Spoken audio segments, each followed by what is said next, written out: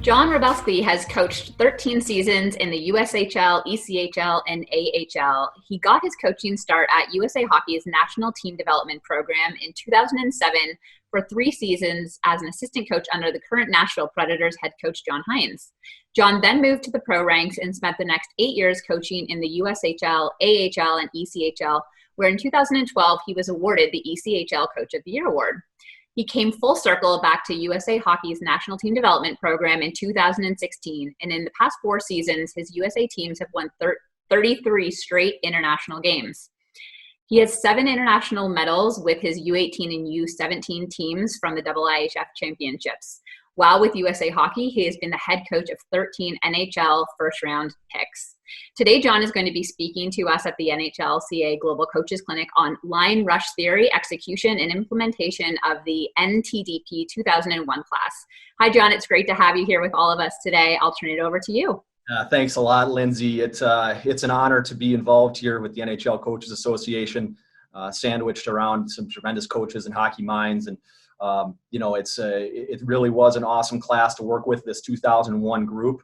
And we were trying to figure out the best way to familiarize people with the class didn't have prior knowledge to this group. And we thought the best way was to have a highlight video narrated by our play-by-play announcer, Pete Krupski. So here goes that.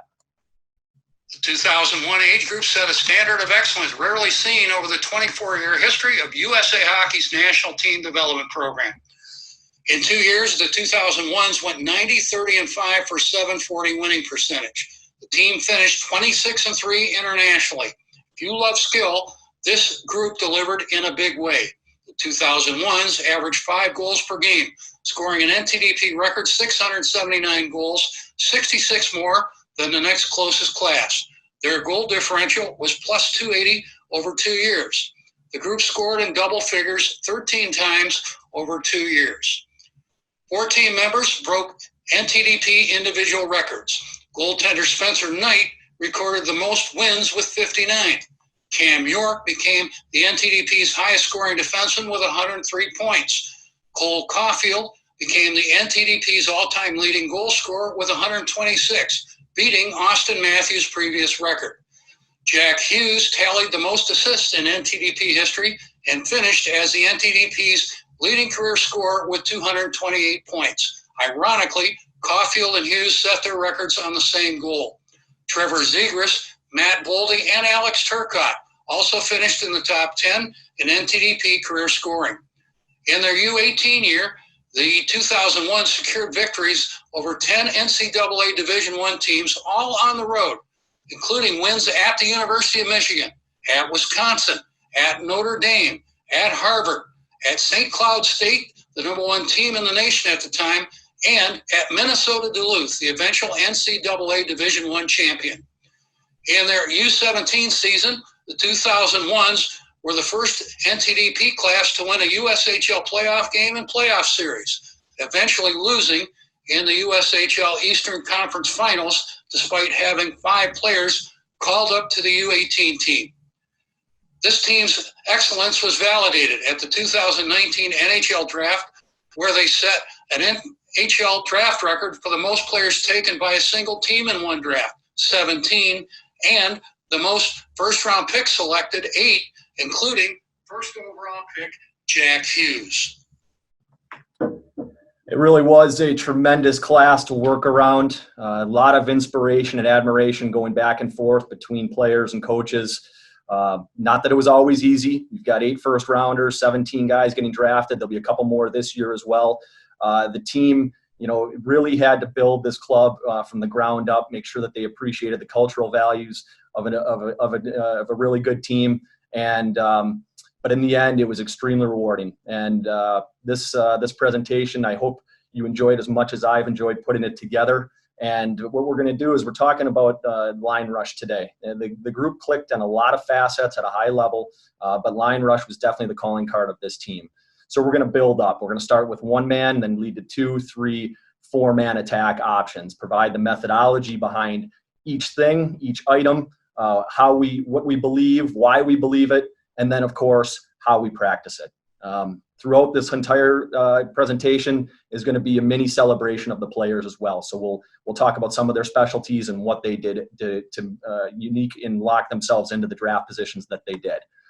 So starting off, we're gonna discuss playing behind the opponent. And the reason that we play behind the opponent to start is so that eventually we can play in front of them. All right. So our mindset is to get the opponent on their heels, and you can do this a variety of ways. It's driving wide, but you are going to have to be forced into spots right away where teams, they have tight gap. They're defensively minded. They're trying to do anything they can to keep you from scoring right out of the gates. So you're going to have to place it behind them. And with us, we came up with the phrase about a decade ago with the NTDP, was to deposit the puck.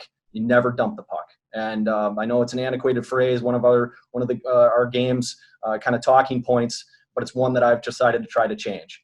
Deposit the puck at all times. Make sure you do everything with a purpose. And just because you're playing behind, you don't have the puck on your stick, doesn't mean you can be extremely creative with it. You can display hockey IQ, and you can use your skill.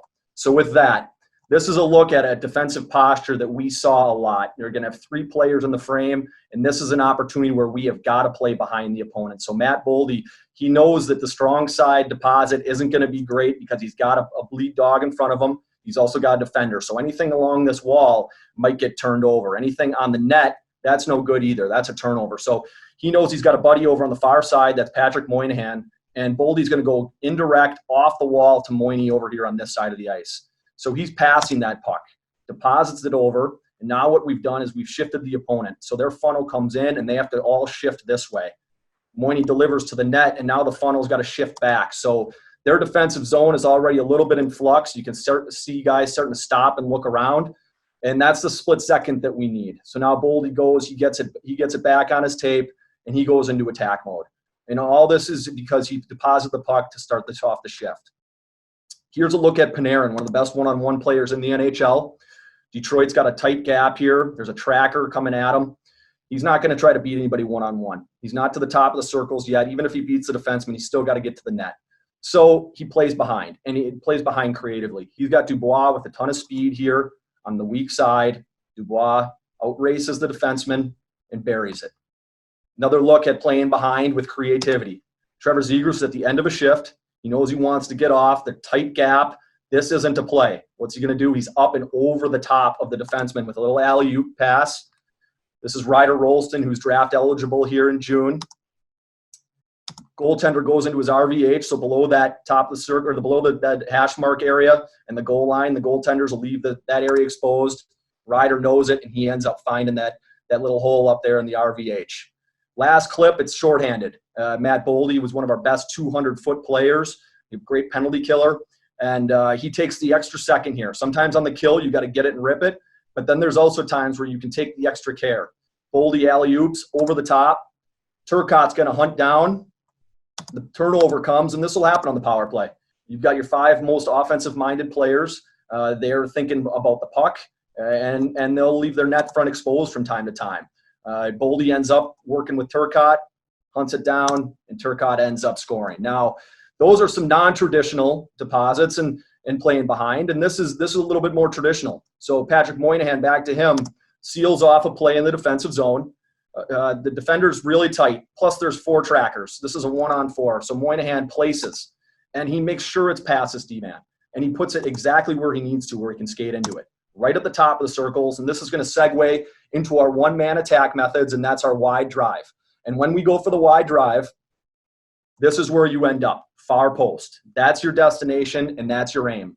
You're taking the defenseman with you. If he wants to crash into you, you're going into his goalie. You're taking the cage off its moorings, but far post is where we're headed.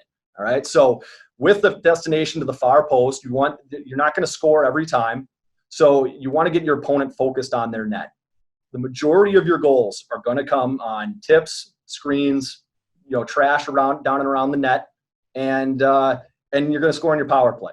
The line rush is just a way to get teams on their heels and focused on their net, not focused on yours. And so when they're all down around their net, there's a phenomenon called the accordion effect, which we reference when teams are stuck at their net, and then you get it out to your points, and you start to get them spread out. So they go from being tight together to loose, and that leaves the team vulnerable. Within the wide drive, there's some specialty items. Alex Turcotte has a unique challenge that he does if he can't get the far post, and John Beecher, his wheeling around the net. So Beecher was our leader in this category with the wide drive.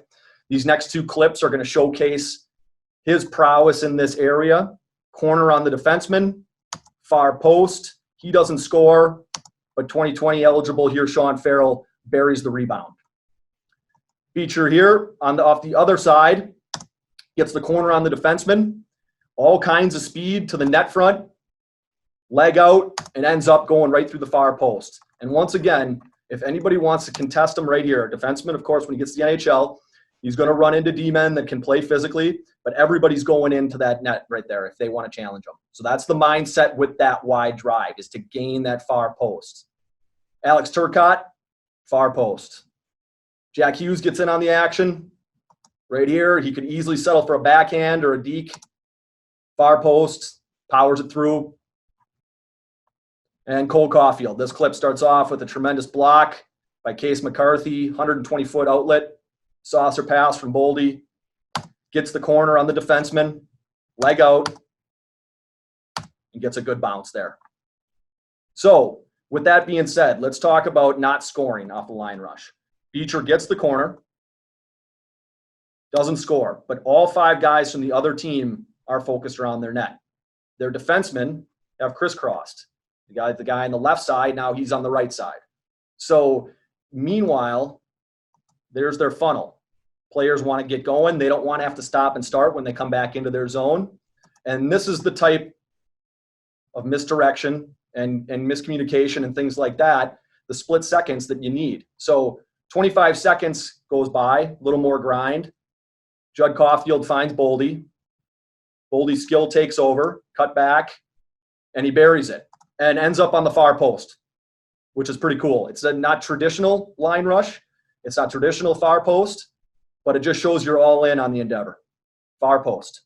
So when things shut down on Beecher, so he can't get there, he can't get the corner on the defenseman, what he'll do is he'll get that big leg out there, and he'll just start protecting this puck. Uses his wingspan, and gets the other team focused. He wheels the net, and what ends up happening is your players become aware of it. You showcase it in the video sessions.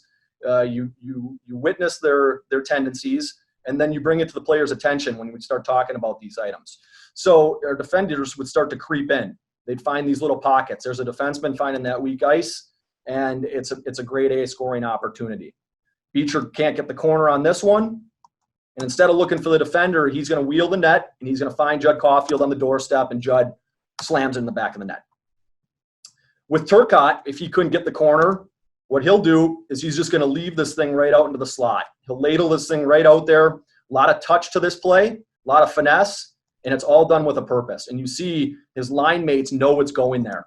They're going to be ready to jump on this puck. There's another clip that ends up showcasing this really, really, really well. Here's Turcotte again, this time on the backhand. Can't quite get the corner on the D-man, so he just ladles it right back out into the scoring zone. Owen Lindmark slams it back in the net. And this time, Turcotte on his backhand again, instead of just throwing it out into the slot, he's going to use the goaltender's far pad. Goes ahead, throws it into the blocker. Judd Caulfield knows it's going there, and it's in the back. Last clip is of him not scoring. We don't score directly off of this play. It's gonna be an example of the accordion effect. Turcotte gains the corner, far pad, and now let's take a look at his line mates. Because they know it's coming, you got sticks reported down to ice level. You can tell by their positioning that they're ready for anything that might be coming out, and everyone on the ice for us knows this is coming. Puck goes out of the slot, and now we've got all five players once again compacted down around their net front. Our defenseman knows that his forwards are going to work back over the top, so he's all in on this pinch. And true to form, all in, stick extended, and here's your forwards working back over. So even if he loses this battle, we're going to make sure we don't give up an odd man rush. We win it, defenseman's all in, and this is 15 seconds later. Turcotte forces a turnover at the top of your screen. It ends up behind the net. Michael Gildon challenges out, and Patrick Moynihan finds the back of the net. Now we're going to get into a little AP investigation here. And this is John Beecher. Back to our catalyst and what he'll do in the artistry behind his line rush attack, his drive wide. And for him, having that big frame, he comes into the zone, he gains the corner, and then he's going to use that front leg as really it's his shield right there. There's his shield to get away from the defender and to make sure that no one's stick can get at the puck. As far as his hands are concerned, he doesn't need to use his wingspan as much out wide. Because he's got that front lead leg, it's going to be difficult for a defender to get to him. So he actually keeps his hands pretty tight. All in all, it works just like that. Now, Jack Hughes is a little smaller, but he's got great fluidity and dexterity with his hands. He's going to utilize his wingspan to its fullest. So he gets out there, and this is what he works on with his line rush game, is getting his hands out away, and this is how he shields away from the defender. He's got enough power and speed to get around, to get the corner on many defensemen, and now he'll use his hands like this. He doesn't bury. Cole Caulfield ends up scraping up the rebound here, though. Dubois, again from Columbus, is going to be a little hybrid of both of those two thought processes. And here's that leg kick from Beecher and the Hughes wingspan. Now his destination is the far post. This is where he's heading, but he detects the cutback and buries the OT winner. Cole Caulfield, undersized, needs to initiate a little bit more. And this one right here is he's going to get that leg out, but he's also going to initiate, create contact with his back and his hips on the defender. So he's using that as his barrier between him, the puck, and the goaltender, his far post destination. 72 goal scorer, gets a good bounce.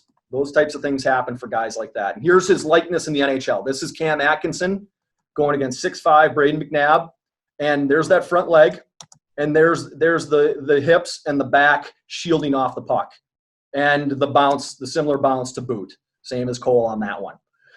Lastly, with Alex Turcotte, what he'd work on in our drills is kicking the hand right out. So he's going to nudge with his glove. He's going to kick his hand and get that stick out of there using his glove.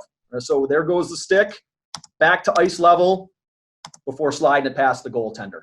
So those are some specialty things that you can work on. And here's the drill that we do. And it's called Suomi, inspired by a Finnish drill that had some morphine, had some hybrid going with it.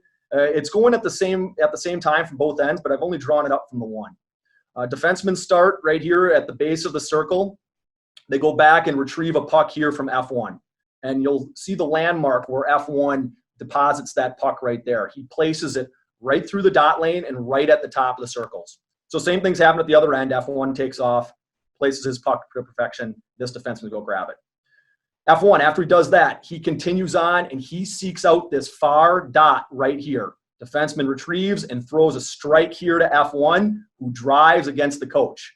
So this little coach's therapy right here too. And coaches will go ahead and they'll lay the lumber on the guys right here. You've got to get that stick in there, get it on their hands, let them work on those drive ideas and those drive techniques. So they go for that far post and try to bury one.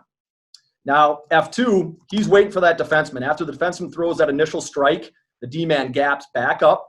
Now he goes back and retreats and gets this puck here from F2. F2 might even be all the way up to the blue line. He's kind of timing this whole thing. Puck goes right back here to the top of the circles for that defenseman. And now F2, he's going to come through the middle of the ice. So he times it and he gets this pass right here through the middle. And now he splits the two coaches. Coach 1 re-engages. Coach 2 is right here. And both of these guys harass that player on the way to his net. A defenseman who made both those passes follows up for a third shot. Now, we talked about the wide drive extensively, and we'll venture into the middle drive and what our thoughts are there. A little bit simpler. One, your thought process is just taking away the defender's route. So a lot of these times you're going to be even with the defender, and you've got to make sure that he can't get to your puck. Hooking and holding is usually let go on semi-breakaways. They don't get called very often. So the next point of emphasis is freeing up your hands for one power move.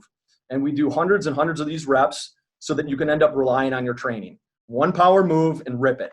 So Judd Caulfield, even with the defender, he's going to get on the proper side of him. He's going to make sure he takes away that defender's route, and there it is there. And here it's time for one power move. And despite the hooking and holding, he gets it past the goaltender 5-hole. Here's Judd again. He's going to get into the defender's route, frees up his hands, and this time passes to the backside. They're going to close-up look, freeing up the hands, almost waving it like a wand. Last clip of that, saucer pass from Matt Boldy to Trevor Zegras for the breakaway, and now Z's going to free up his hands. Don't let that hook happen. One power move underneath the bar. Here's Suomi in action. So envision a situation where a defenseman came back and grabbed a puck right about here, head up, and there's F2. So F2 is coming through the middle of the ice. He's going to split the coaches. Coaches are going to converge on him. There's time for one power move, and then rip it. Close up at the power move here. This player is Matt Beniers. He's not eligible until 2021. Now, let's add in the second player. So dot lane drive. And this is a phrase that is an accumulation of a lot of different talks amongst staff. And a lot of people phrase it middle lane drive. We were looking for something a little bit more specific. So Dan Heinote, my associate coach here, came up with the phrase dot lane drive. And what you're trying to do is you're really manipulating the outside defenseman. So you're aiming for that defenseman's heels, trying to make him uncomfortable. And the reason that we aim for the dot lanes as that second, with that middle lane drive, is to test that weak side defenseman. So if they're in a slide system, that weak side D, it's a really far way for him to travel. He doesn't want to go that distance to get all the way outside his dots and have both defensemen logged onto one side of the ice and one line of longitude on the ice surface. So through that dot lane manipulation, you end up having picks and different little give and go options. And then we're going to talk about a badge of honor amongst our team, a cultural item called the lead dog. Dot D manipulation, aiming for the heels. And this is the precision that you're looking for. Is Judd Caulfield kicks it out to Hughes on the weak side of the ice, and now this is his destination right here. It's right off of the defenseman's heels. And there's a brief moment of hesitation from this defenseman. And that's all you're looking for, because that brief moment of hesitation is the difference between this stick being up a quarter of the way up Jack's shaft on his stick or being reported down to ice level and being able to break that play up. Now, Judd's rewarded here. He goes off the defenseman's heels, and now it's straight back to the net front. Another look at dot D manipulation. This time it's going to be against a slide team. So work off the heels. Defenseman is going to slide, forcing this middle defenseman, the weak side D, to decision time. If he goes with Boldy too early, that opens up our weak side defenseman, Case McCarthy. Zegras will find him all day. So if that defenseman waits and then waits for the pass and then goes after Boldy, that's all the time Boldy needs. So defenseman ends up sliding, but there's the lane. And that hesitation, that brief second, is going to cost the goal. So here's some pick options that come from the dot D manipulation. Skating right at the defenseman, just go ahead and take them right out. Go into your skate, go into your glide, all right, and make it incidental. Pull, drag, rip. You can also go with stick lifts. And what this will do is you see it opens up a little passing lane, but it's right at this guy's legs, right at his back heel. And then here's your passing lane that opens up. Cole's a shooter, so he's not passing, but it was a right idea. And last one, quite a bit of brawn and sandpaper and silk to Alex Turcotte's picks. Everything that he does has a fair amount of flair to it. And he's going to go ahead. He's going to take this defender's stick out with his tripod, goes right into that glide. He's got the stick. He's got the power position. Stick's gone. And once again, you're off the heels and then back to the net as soon as you possibly can. If we connect the dots, he's got a wide open net. So with attacking the dot D, also opens up some really cool give and go options. This time it's Zegras and Hughes. They're going to run a quick give and go. Zegras and Boldy.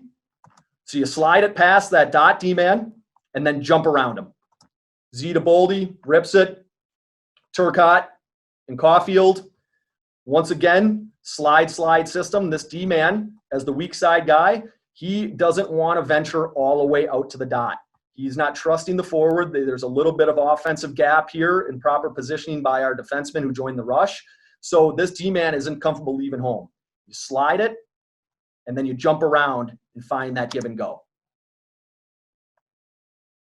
Last clip there is John Beecher, and we finally get a goal out of this. We slide it past Michael Gildon to Beecher over here. Look at the distance that weak side defenseman has to travel to get over there. He's partially in, partially out, which leaves them the middle of the ice vulnerable. And finally, we get one to go past the goaltender. Now, how do we work on our dot D manipulation? It's a simple drill called WD-40. Defensemen start on the whistle. Once again, we've only drawn it up from the one side, but it runs both ways. Forwards do not leave on the whistle. That triggers the D-men. Forwards wait for the D to get through their dots, and then F1 takes off with a sprint with a puck from both sides. You see the defenseman going into an agility skate. The forward then wants to crisp him a pass just as the D gets inside the blue line. The D will go into another little agility move here, and now he's going to join up with F2. F2 times it to catch this pass just inside the red line. After one makes that pass, now he wheels, slingshotting around the circle, and he goes right after the coach. So he attacks that coach's heels and goes right off of it. And F2, when he collects this pass, he can either make the slip into there, where this player can now either drive or attack, whatever you feel like that day. You can shoot if it's a warm-up drill for you. You can run the pick play, where now F2 grabs the middle of the ice and takes a shot from the middle, and, of course, a little give and go. Within that badge of honor, we referenced the lead dog before, and Alex Turcotte was our leader in this, our catalyst, our number one in regard to selflessness, and the clips really describe it the best and showcase it the best.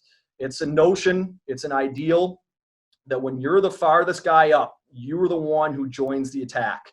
It doesn't matter if you're over on this side of the ice. It doesn't matter where you're located. If you're the second guy in the rush, you are the one to attack and manipulate this dot defenseman. So Turcotte could easily right now just flail out to the side, allow Patrick Moynihan to go through. But it's not the most effective approach. Now remember, we're trying to add up split seconds here. And so Turcotte, as the lead dog, is going to take it on himself. He's going to take the onus, and he's going to attack right off of this D-man's heels. He is not expecting to get a point. What he's doing is he's putting this weak side defenseman to the test. You see now the defenseman moves over. He's got a stick length, opening up Moynihan on the weak side for the one-timer, and it's in.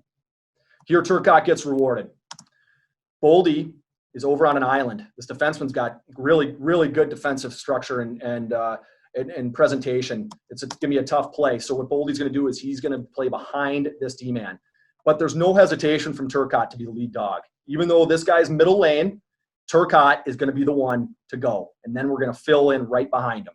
So Turcotte activates, lead dog, and that zero hesitation is the reason that he gets to this puck first. He puts the team on his back, gets to that puck, keeps it alive, and ends up shoveling it there to Alex Vlasic on the backside for the go-ahead goal. Another look at the lead dog, the contagious behavior. Boldy could easily just stay out wide. It's the same clip as before. But instead, lead dog. Let your buddies fill in. Boldy gets rewarded here too. Slip pass, little hesitation, backside, and goal. Your best players better be in on this. And Ryder Rolston opens up for Boldy. So here's Ryder, comes right at the D-man, opens up the lane, Zegras to Boldy, bar down. Caulfield opens up for Hughes and Zegras. Zegras opens up for Hughes and Gildon. So here comes Z all the way across the ice. He's not waiting for Gildon to go. He's going to let Gilly take that shooting lane because he's the lead dog. Last one is Hughes coming all the way across the ice. Your leaders better be the guys who, whatever you believe in, your leaders better be the ones who go out and do what you're asking. They better buy in. And Hughes was awesome that way, everything we asked of him, and the precision to boot. Look at him right off the heels and opens up Caulfield, and then, of course, it's back to the net front. How do we practice that lead dog and dot manipulation and making the read on who should be that lead dog? It's a drill that we run called Bernie Lomax.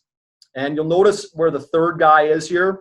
It's very important that detail is adhered to. and take a look at here today. 1 and 2 are crossing on the whistle, and 1, you're passing the puck to the third guy. Now there's a 3-on-1. Out here is the defenseman for the red team, and now we go into attack mode. Because 3 is so tight to 1 and 2 to start, he's going to drive to the middle. He can kick it out one way or the other, and then he's going to attack and manipulate that defenseman, either opening himself up for a slip pass or the dot wide, freeing his buddy up. Now, the next part of this is the D-man who just took on that rush, he becomes 3. And you look how far behind the play he is compared to where the last 3-man was. 1 and 2 still leave on the whistle. They still cross. 1 still snaps a pass here to 3.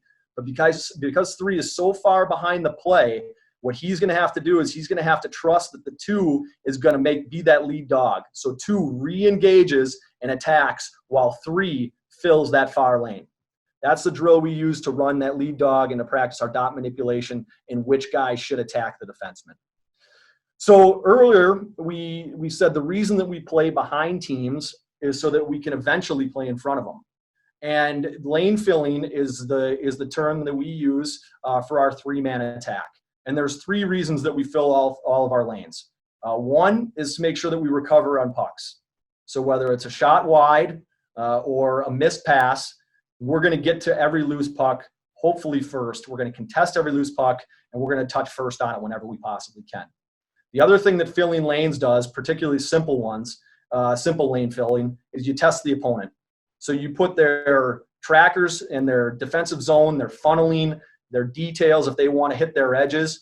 You put all of those things to test with the opponent by tracking all the way home and filling all your lanes. And the last thing that it does is a lot of fun. You get to have your no-look passes. If you know a player is going to a certain spot of the ice and he's going there consistently, you can throw a quote-unquote blind pass and have an idea that that thing is going to connect. So throughout all of this lane filling, there's simple traditional lane filling, and there's also exotic lane filling where players are on similar lines of longitude and they end up having to sort it out and get to those 3 lanes. So we'll go through all these 3-man options here going forward. The clip I thought that really encompasses filling lanes is Ryan O'Reilly last year in the Stanley Cup Finals. He's on the same line of longitude as Perron. Peter Angelo fires it far side, blocker save, but O'Reilly travels all the way from here to get to that far post and that far lane. And then his hand-eye and his brilliance takes over. But there's a really good chance that that puck was just going to end up over in the corner. So that's what you're aiming for. Goals are a bonus on the line rush. This is a clip that shows the hundreds, if not thousands of reps that it takes, whether it's through drills or through video sessions, to beat into the players, to make sure that they're aware of how important it is to fill lanes. This is our U17 club this past season in a gold medal game against the Russians. And all we have to do right now is drive this far lane. We've got our middle. This looks really similar to the last clip with Peter Angelo, except we got a lefty shooting. It's still going to come far pad, and that rebound is going to lay right there. Even if we don't score, it is a rolling puck. We're going to have possession of this. Instead, Russia goes and grabs it, transitions out, and we don't even have an offensive zone start. So you fill your lanes. For the slam dunks, of course, but it's for possession purposes. Here's some example, recovery. So Zegers fills this far lane. He's got the dot lane filled, even though he's behind the play. He doesn't get magnetized by the puck and come into the weak ice. Even if we get it to him as this trailer, all that happens is a defenseman, cool, calm, stops, steps up, and gets the block with good stick detail. So we fill our lanes. Z, puck ends up in the corner. He gets a first touch on it. Now, he gets wrecked. He gets absolutely smoked, but he pops right back up, and the grind sets up his skill. Little saucer pass to himself, and then he shovels it past the goaltender. Gets rewarded. All starts with that lane fill. Here's a traditional lane fill that puts the opponent to the test. So it's a 4-on-3. Not in favor of blue, but Mike Gildon stays down that dot lane. He goes right to that far post. Hughes manipulates the dot D, gets both D caught on the same side of the ice. Shot off the pad to Gildon. Oh, rolling puck doesn't go for us. Here's where we test the opponent, though. Certain teams are going to have their right wing who wants to get back to his landmark, so his traditional spot. Some teams want the first guy to play low. You'll also end up with mismatches down in those spots. But let's pay attention to 55 here. He gets back to his spot, and that's where he should be, right wing. But the problem with that is that if he had stayed home, he'd be able to deny Caulfield. And all Cole needs is that one split second where the defense doesn't have him marked, and he's going to find you. He's going to burn you. Here's a little more exotic form of putting to the opposition to the test. We've got two players caught on the same side of the ice. Here's our lead dog coming through. Hughes knows that he's got to get to this far post. So he's going to test the opponent's funnel. And here's their right wing. Just goes to show you, there's the right wing, and the centerman wants to get to his spot. So he over funnels. The puck ends up right back where Hughes, just because Hughes vacated that ice and forced the other team into a tough spot on his funnel. Now, this is a traditional lane fill for a no-look pass. Starts off with a 3-on-2. Our weak side player, Mike Gildon, is driving for his far post. He will not get magnetized to the puck, despite the turnover happening. Really good stick detail here from the guys in orange. And also, something to notice is that John Beecher didn't get into the dot lane. So he didn't get a little bit further out, which makes this a more enticing option for the defenseman to travel out there and break up the play. So that play breaks up. But we don't get magnetized by the puck. We're not going to help. We finish the route straight to the back post. So when Judd Caulfield ends up grabbing this puck, it's going to come to him right here. He turns, he's staring down here, looking this way, turn, wheel, and fire it to the backside. Fill your lanes and get rewarded. Here's a little bit more non-traditional look, a more exotic look at lane fill, which leads to a goal. Here's our lead dog. He's going to come over and help, which means that Moynihan has to fill this far side. Puck goes off the pad, no look. And, these things happen all over the ice. Trevor Zegras has highlight reel after highlight reel, and it starts to resonate and creep into all facets of your game, whether it's the offensive zone, and you're going to start to have all three of your lanes full at all times. And so Z knows that these lanes are going to get filled, and he's going to be able to make these no-look passes. Finds Hughes on the other side for a lane fill, backhand, top shelf right underneath the bar. And this is how we practice our simple lane fill. It's a 3-on-2 drill, but it has trackers in it, so it ends up being 5-on-5.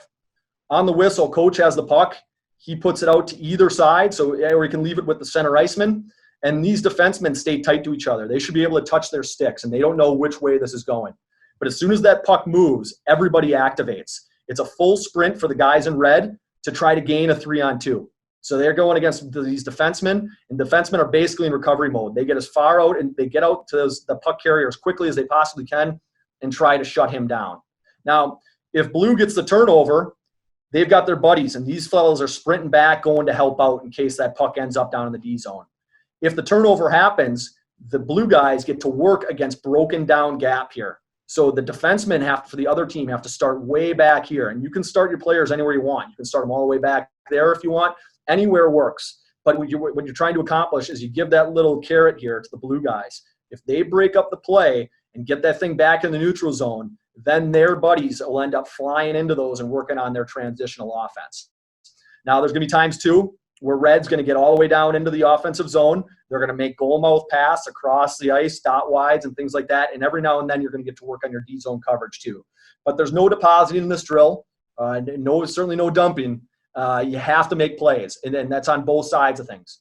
And, yeah, you might go give a guy a nudge after a bad turnover and say, hey, in a game, that's got to go here, or, this was your play come Friday night. But for the emphasis points of this drill in practice, it's to make plays. And here's this drill, and it's called Gary Busey. This is in game action, so you can't really draw it up much better. 3-on-2 for white. Here's your defenseman, and then there's your trackers. Turnover happens, and then this is the type of transition that we're looking for. As quick as possible, stops, starts, back up the ice.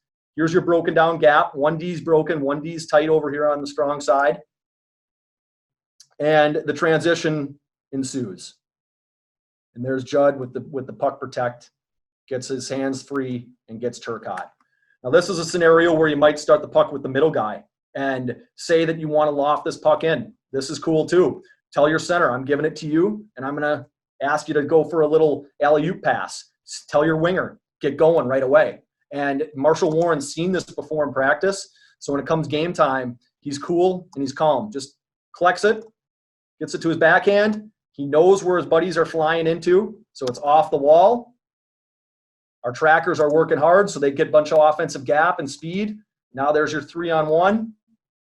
And don't leave Cole there with the one-timer. This is a look at the drill, whereas if it progressed all the way below the tops of circles. So you've got your 3-on-2. Here's your tracker. 3-on-2, puck off the pad, and there's your transitional opportunity right now. And you get so much better at this, and your guys just get, and with the emphasis on offense, your 4 and 5 guys away from the puck, they just start to gain offensive gap and start to fly up the ice. And you get really, really antiquated with the concept of transitioning and getting going on your horse as soon as that turnover happens. Boldy makes a drop pass. I'm going to reference a term that we call proper side. So Boldy engages the defender here, and he's going to win this proper side opportunity every single time. Gets around him. And this is a great picture that doesn't go for us. He's got Boldy back here, York does, but it's a great picture and an example of how you transition off of that Gary Busey drill. One more look from a defensive zone, 2-on-1 with a tracker, turnover. You got your buddies coming with speed, got to work back to the puck to gain offensive gap, and now it's off to the races. He goes Hughes to Zegras, back to Cole for a dagger. All right, now a little more look at some exotic lane fill. So lead dog, get out there and get to your wide side. Fill the lane. Just pay attention here to this guy. Gets all the way out there. A lot of stuff happens, but because he fills that far lane, Alex Vlasic gets the goal. Another look. Really cool Gretzky cutback from Boldy. We get our .D manipulation. Zegras is going to make his way to the net after he manipulates that D-man, which is outstanding habits. But let's go back and let's talk about that exotic lane fill. Line of longitude, he's got to balance this ice out. Get over there and get to the wide ice. So Boldy's doing some dancing, but we put the funnel to the other team's funnel to the test. You fill your lanes. It goes off the shin pad and in the net. But really the reason is if that puck ends up over at Aquafina, that we can get a first touch on it. Fill your lanes at every opportunity. One more non-traditional and exotic. All 3 players on one line of longitude. You got to get out and fill that far lane. Get out there, fill it. Get a couple chip passes, bury it. This is how we work on it. A drill called Sully Slash. So 1, 2, and 3 are all taking off on the whistle. 1 leaves with a puck. He passes to 4. 4 doesn't leave his line, but he does receive a pass and makes a pass here. 1, snap it to 4, and then get all the way out here and fill this far lane. 4 waits for the lane to open up, waits for 1 to clear through. You see 2's route is all the way to the wall. He bellies out here, comes nice and flat initially, and now it's a cool cross ice pass. Rip this thing over there to 2, and he gets to work on his hands collecting passes. 3 is joining up. So he starts in this far lane. He's joining up with 2 all the way on the far side of the ice. As 2 collects this puck, he can either go indirect or direct here to 3. Now 2 drives the dot lane, manipulates a coach if you want to toss him in there. And then 1, the puck has to end up with 1 at some point. So 3, he can either get to the tops of circles and use 2 as a decoy and go dot wide. Whereas 1, he can one-touch it to the back door or rip the one-timer, or we can run a slip pass here to number 2, and then he's got to get it back over to 1. All right? That's a great drill to work on your exotic lane filling and get everybody going up and down the ice. AP with lane filling is a term we call vacating, expertly ran by Cole Caulfield. And so Cole sees that there's a broken down forecheck here, disconnected forecheck for red. And so he's going to get up and out of the zone. And as he sees his buddies skating into his ice, so here he goes like this. Instead of just waiting around here, which we'll talk about a ladder option coming up in a little bit, but Cole decides he wants to get lost. So he sees his buddies coming in, turns his back on the play, trusts those guys that they're going to do their job, fills the far lane, and gets rewarded handsomely with an open netter. Here's 3 more clips of Cole running this. Hughes and Farrell are both coming into his space. He's out of here. Fill the far lane. Look at all the attention that these two fellas are bringing. There's 5 guys focused on this side of the ice. Nobody's focused on the guy that's got 72. Puck finds him on the weak side. He rips it past him. One more of these. Hughes comes into his ice. Cole fills over. Starts on this side of the ice here. Ends up all the way on the far side. Vacating lanes as players and his buddies are entering his fray. Everything's happening. Good turnaround. Hughes goes to the net. Gets a tip. Slam dunk for Cole. Last one. And this one really displays the trust that Cole has and belief in the system. Get away. Don't even worry about the puck. Trust your buddy that he's going to do his job. Allow the lead dog to do his job. Go ahead and just get lost. Put the other team's funnel to the test. Right wing slams on the brakes. Forget about Hughes doing his thing. Marshall Warren ends up finding Cole. Cole's lost. Sees the RVH from the goaltender and ear holes him. How do we work on vacating? It's a 2-on-1 drill called stretch 2v1. And on the whistle, your defenseman, he goes into recovery D. F1 takes off. Coach can snap this guy a puck, and then you've got like a mini 1-on-1 out here. This guy can try to drive wide. He can delay over on the far side. He can bump it into F2. F2's got to take this route on the whistle because coach can choose him as well. If we do the bump play or coach chooses F2 initially, F1 vacates his side of the ice. He gets up and out of there. So say coach snaps it up to him, he bumps it, get out of there, and allow F2 to skate into your ice. If he passes to F2, get out of there. Just vacate, and now it's a traditional 2-on-1. On the whistle, the D-man that absorbed that line rush, he's going to go sprint over to the puck pile because F1 or whichever guy is closest is going to scoop one and snap it to the next D. D-man runs his blue. There's an open player at the net. We work on our net front play, our screening, and of course this little 1-on-1 battle takes place.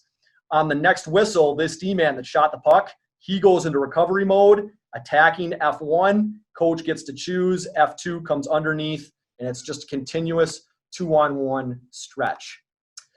So at this point, we've broken the opposition down pretty good. We're talking about our 4-man attack, starting to go on towards the end of the presentation here. 4-man attack, and this means that the other team is really on their heels. That we've now taken over the game. Our defensemen are into the play, and momentum is definitely ours. And we referenced the ladder briefly before. It's a concept that a lot of teams have, kick out or something along those lines. A novel item, one that I haven't heard anywhere else, one that we run is called the hook. And that's the dot manipulation player. He runs a hook route in conjunction with the ladder man. We'll talk about our D-men, what their jobs are, and how we get them activated in the line rush. And of course, when you're talking about your 4-men, all priors apply. It starts with our drive game. It starts with dot manipulation and filling lanes. The 4th guy is icing on the cake. So here's our ladder. And a ladder is simply any player who's out in front of the rush that isn't going at the same speed as the puck and the majority of the players. So we start this clip off. John Beecher's on slash support. He is now stagnant at the blue line.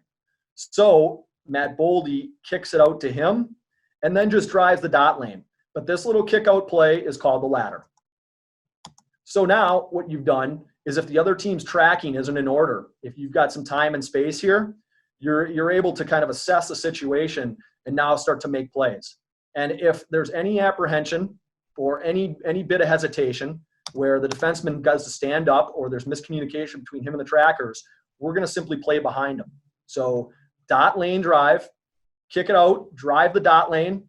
Here goes Beecher behind the opponent, and Caulfield fills. So he's going to fill this far lane. So all other priors apply.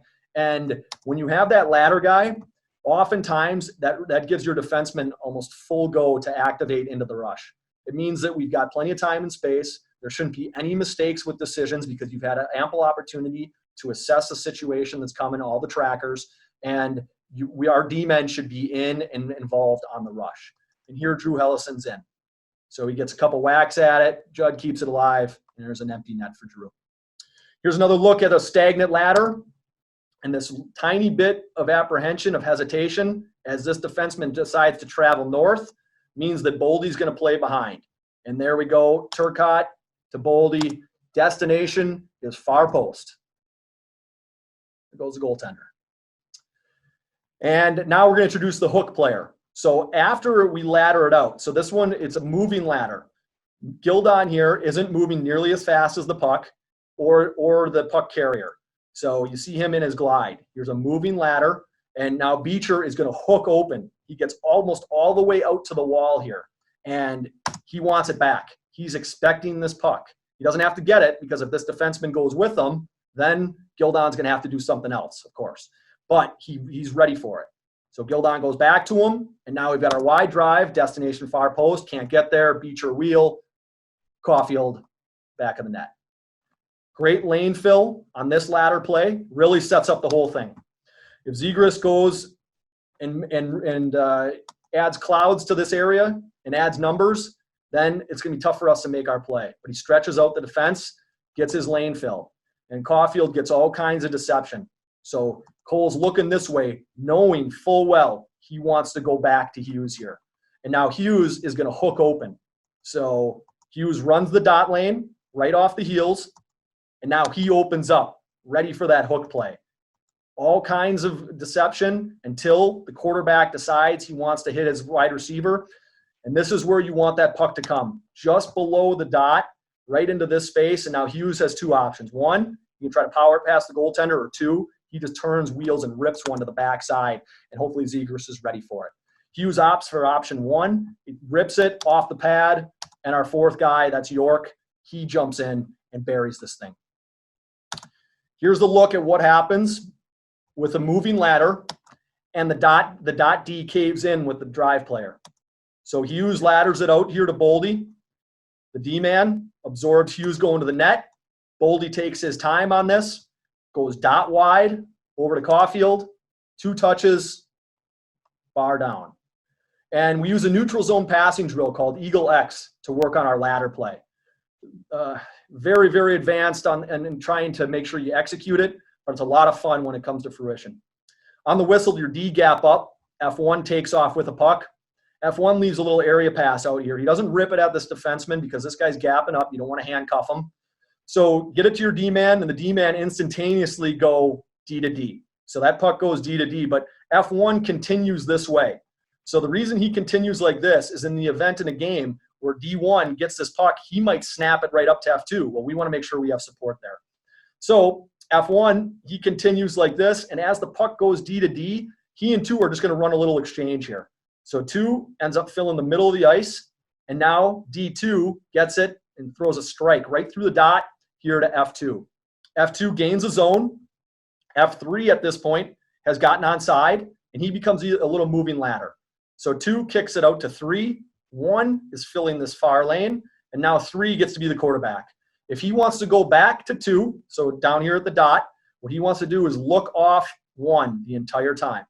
If he wants to go to 1 cross ice, he should be looking off 2, so looking down the dot lane here before ripping this pass cross ice. We can make a bang-bang play there, and another drill where the goaltenders don't really love it, but it's great for puck movement and our guys getting working on their ladder reads. The defensemen, after they make their D to D pass, they sprint up to the puck pile. They go into a double spread. So D-man rips one wide here to his partner, and then this guy drives it back to that original defenseman. And now this guy can either kind of run his blue line and shoot, or he can drag it back towards the middle and have a little fun as well. Then the whistle cracks, and we go out the other side. So we don't have the players drawn up, but it doesn't go both ends at the same time. That'd be too much going on in the neutral zone. So this is the drill. This is it in game action. Here's our D to D pass. Here comes 2. 2's coming through as 1 is skating away. Puck goes into the ladder guy, so 2's got the puck right now. He kicks it out to 3. Hooks open. Now we're going to zoom in, fill our far lane there as 1. 2 opens up, rips it down to the net front. And now 3 is actually going to pick up the loose change. So getting our 4th man into the rush with our D-men activating, really important part of today's game. And for us, the emphasis points are that your D-men have to have knowledge of all routes and details. So a lot of the line rush drills that we do not have positions. The defensemen have to know the jobs of the forwards, and they have to know all of the details that run with the line rush. You want to take advantage of every single opportunity, so your D have to know. They got to know everybody's jobs. As you get that fourth guy into the rush, you want to have the three players, the three lanes filled, and then the fourth guy wants to find a pocket. The video will probably describe that the best. And then our defensemen, when they activate and they're not sure that the getting's good, we want our D in and out. And this creates a confusion. There's a couple clips that show that confusion and what can develop after D-men just simply activate and then get out of the frame. So here's a clip of the Leafs running a moving ladder play. So it's Dermott. He attacks the dot D after laddering it out to Nylander.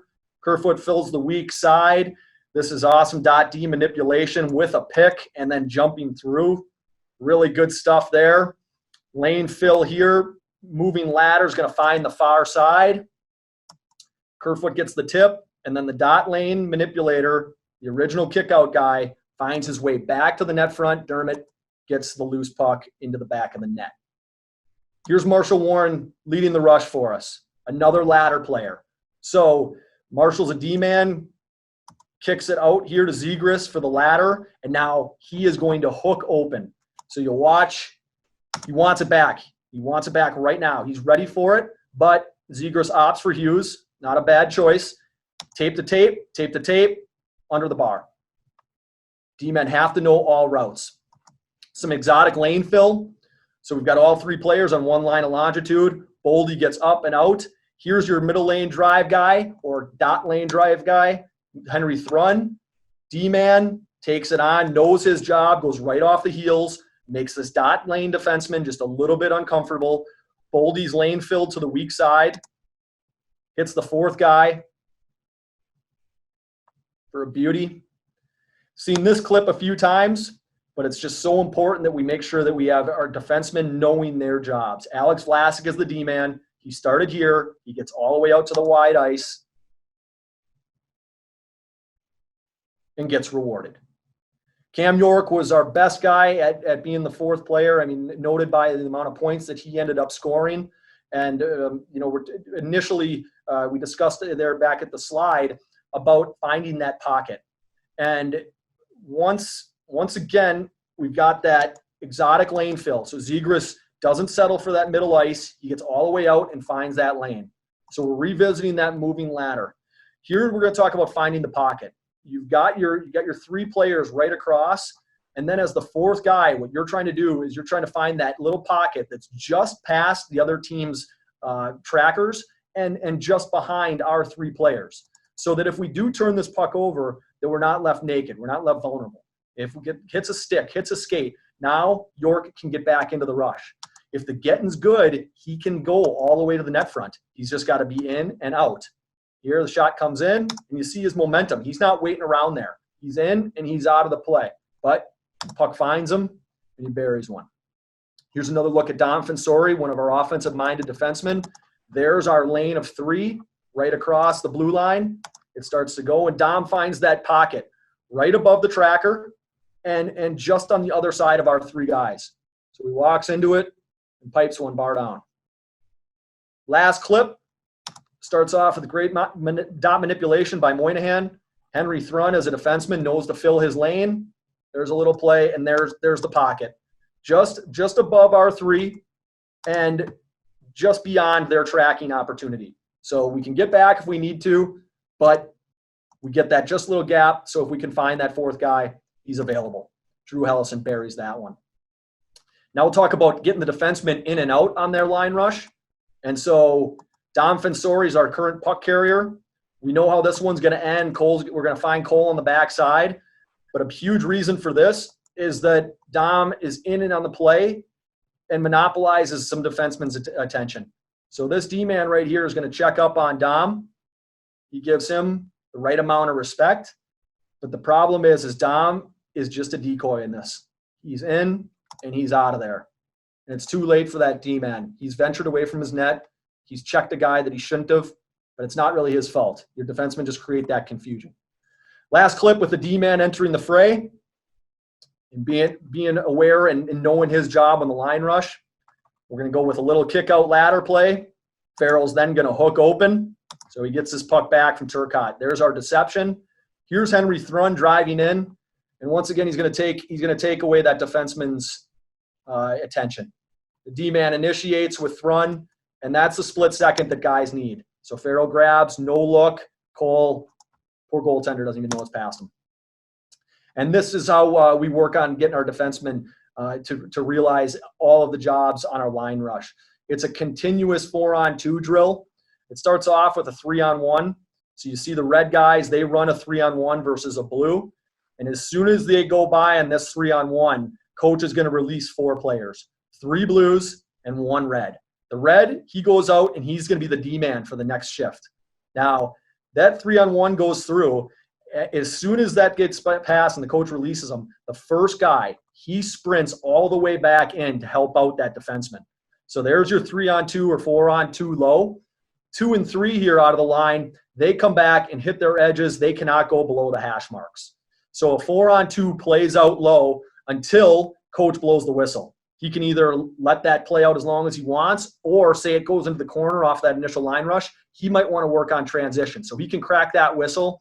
And what that does is it kills off the red attackers. They're out of there. So you watch all 3 reds, they're done with this rush. And the 4 blues that remain, they go and attack 4-on-1 versus that red defenseman.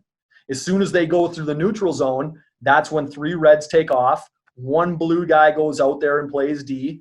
And now the first guy from red, he goes back and helps out this guy. It's 4 versus 2 below the hash marks. Coach can let that play out.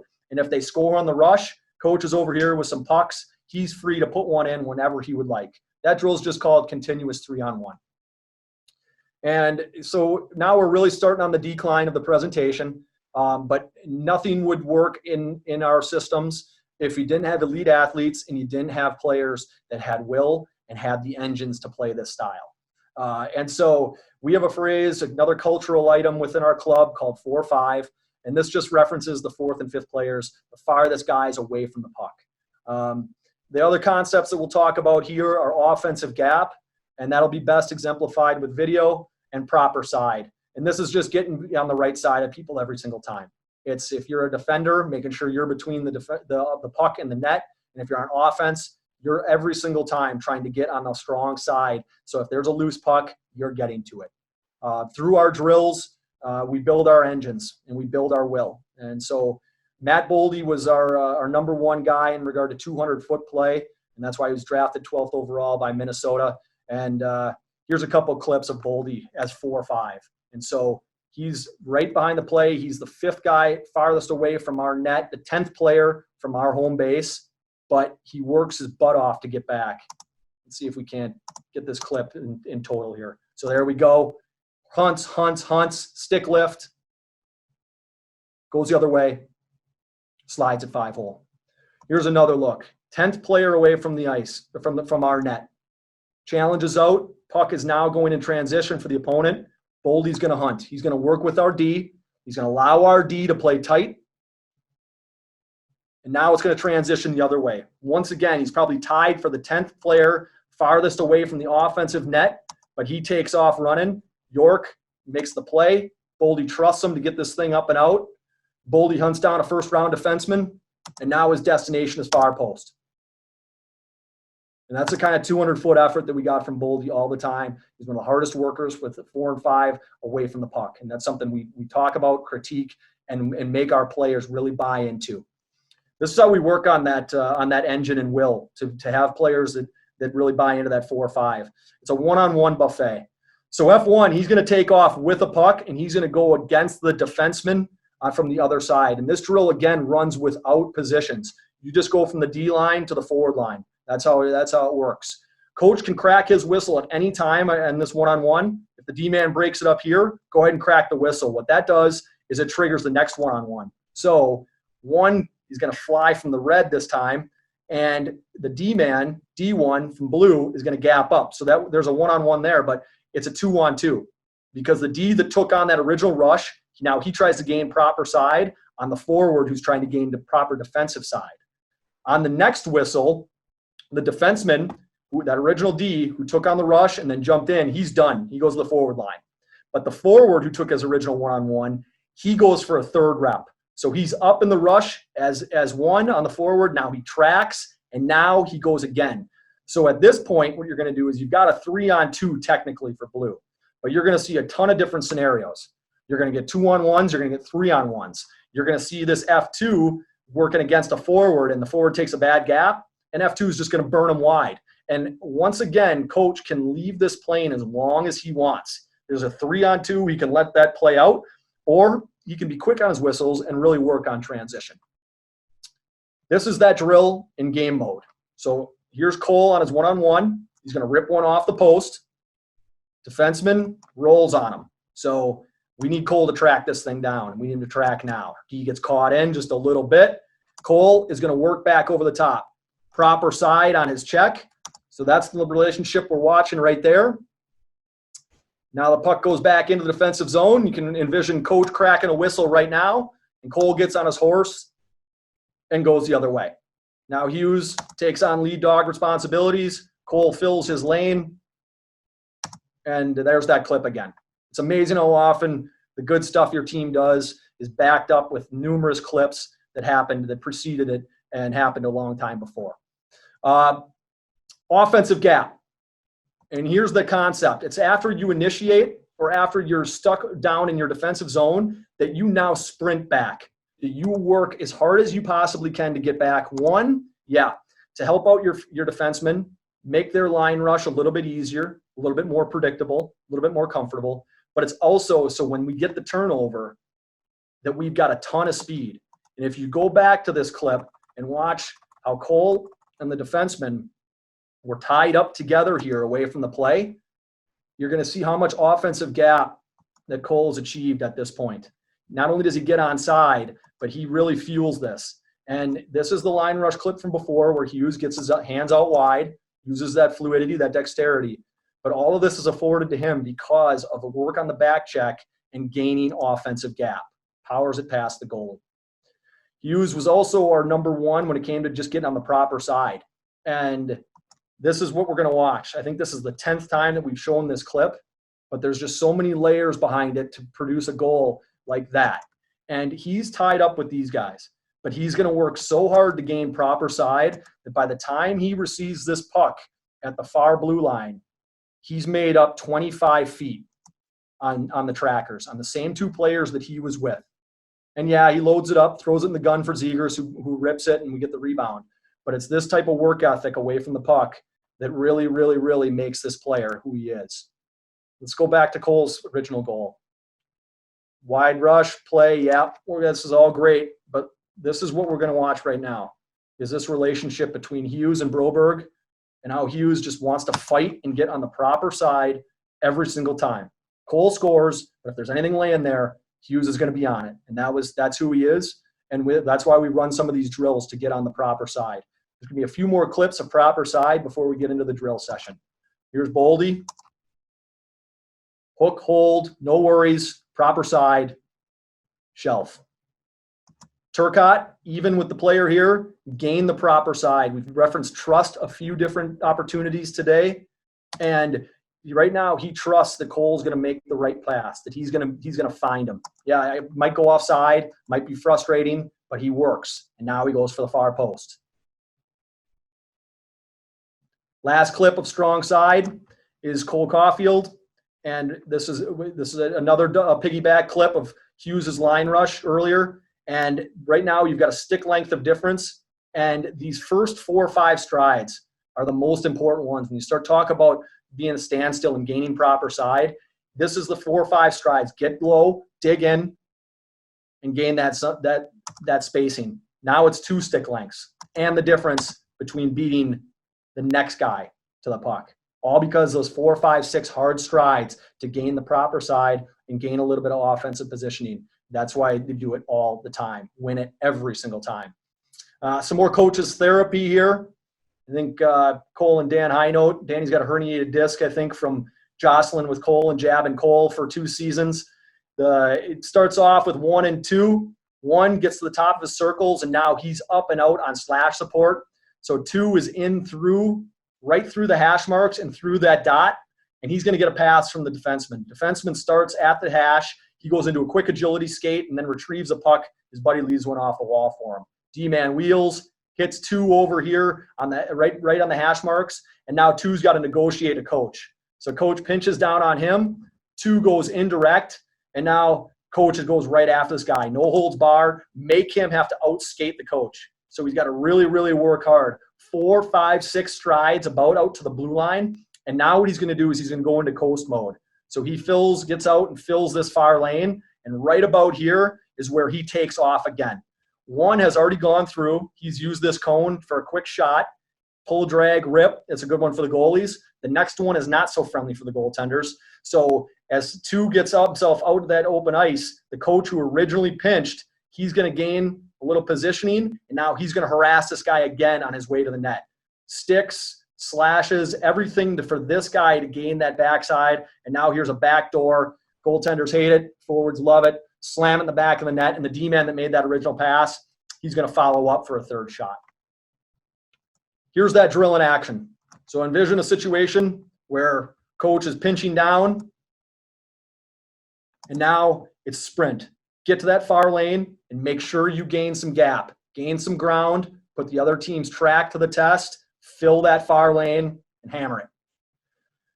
So we're almost done here, and referenced precision a few times throughout this presentation.